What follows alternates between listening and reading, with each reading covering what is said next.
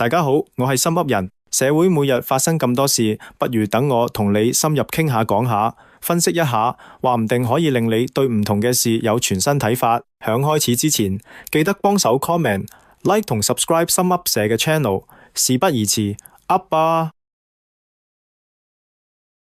特朗普嘅關稅政策橫掃全球，香港正式捲入風暴之中。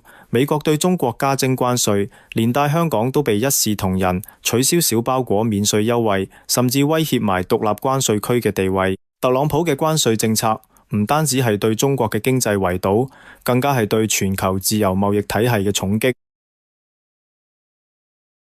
香港自開埠以嚟，靠嘅係自由港嘅金漆招牌。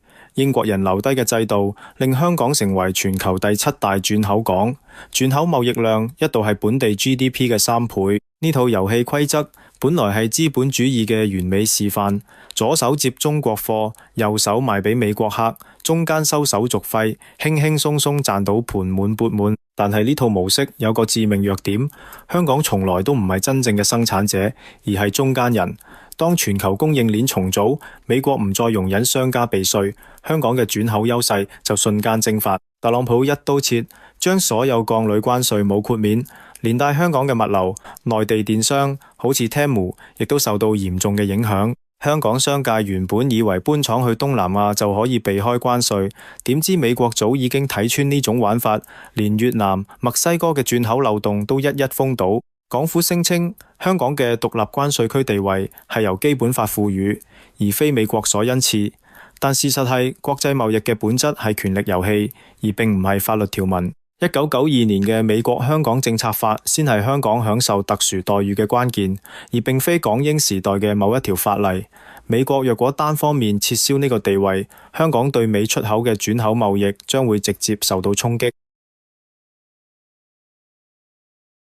短期嚟睇，關稅對香港嘅直接影響有限。香港本地製造出口到美國嘅產品貨值只係得61億，只佔出口總值嘅0.07%。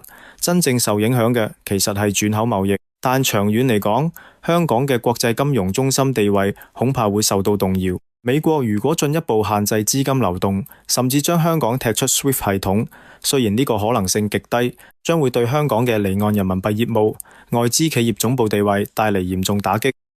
更致命嘅係信心危機。香港嘅價值從來唔係關稅優惠，而係響一國兩制之下嘅獨特角色。如果國際社會視香港同內地一樣，跨國企業點解仲要留響香港？新加坡一早已經慢慢取代緊香港嘅角色。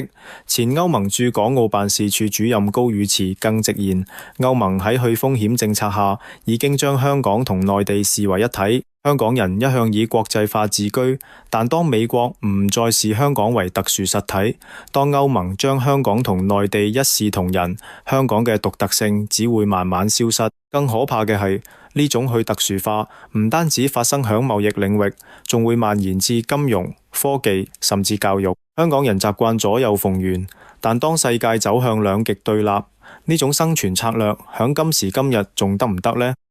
想繼續睇落去之前，記得去 comment、like 同埋 subscribe 心噏社啊！香港嘅出路響邊？有人話要產業升級，有人話要融入大灣區，但呢啲方案都需要時間。而問題係美國嘅關稅已經殺到埋身，係唔會俾時間你慢慢轉型。昔日嘅自由港，最終會唔會變成一個普通嘅中國沿海城市呢？特朗普嘅關稅政策表面上係經濟問題，實則係地緣政治嘅角力。香港人如果仍然以為政治歸政治，經濟歸經濟，只係自欺欺人。當全球貿易規則重寫，香港如果再唔去求變，最終只會成為大國博弈下嘅犧牲品。香港嘅命運從來唔係由香港人自己做主，但至少我哋可以睇清遊戲規則，而非天真咁以為自由市場真係能夠超脫政治。特朗普嘅關稅不過係一個警號，世上並冇免費午餐，自由港嘅繁榮從來都有代價。